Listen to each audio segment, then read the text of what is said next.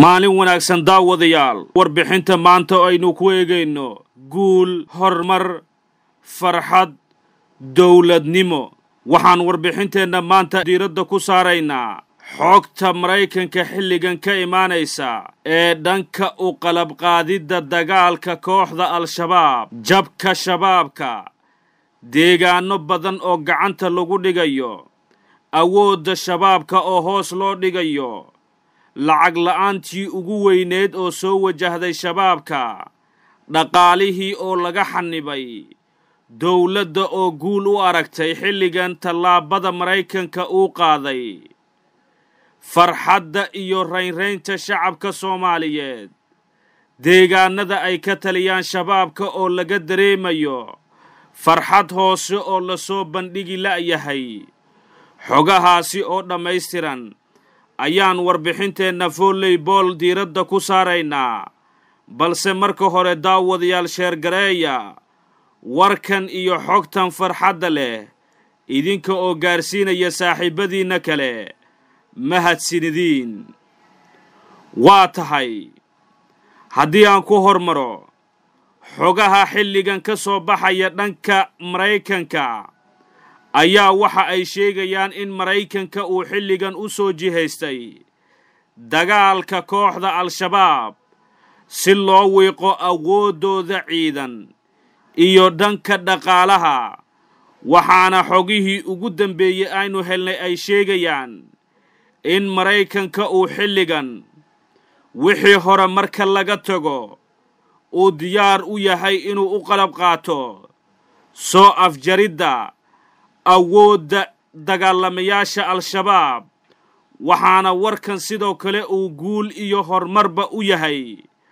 shacabka Soomaaliyeed oo in badan u taamayay dawladnimada villa Soomaaliya ayaa sidoo kale warkan waxa uu ku noqday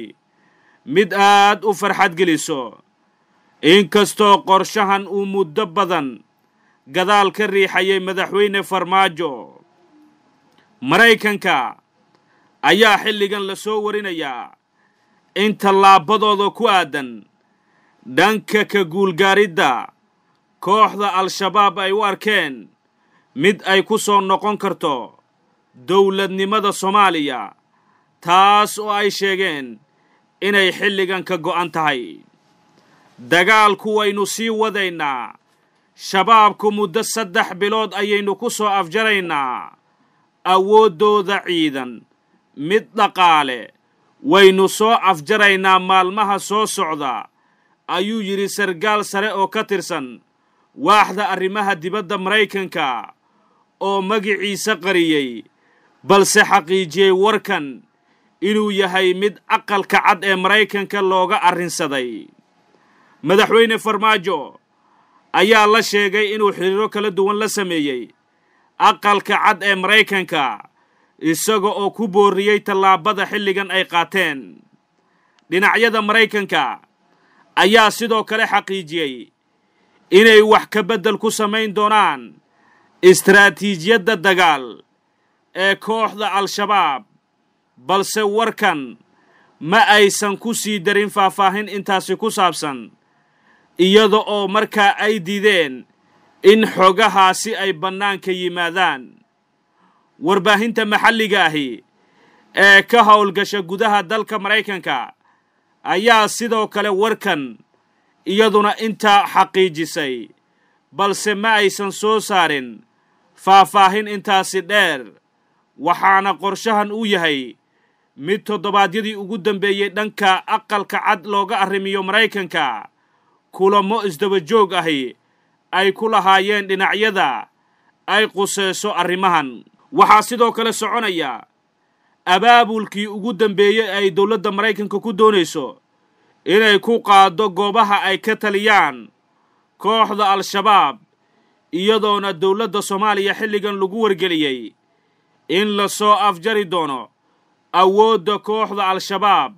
waxaase sidoo kale ciidamada Soomaaliyeed loo ballan qaaday in gabi ahaanba ay gacanta ku dhigi doonaan deegaanada farakutiriska ay xilligan ka taliyaan kooxda al-shabaab haddaba daawade maxay kula tahay qorshaha xilligan Maraykanka uu ku qaadayo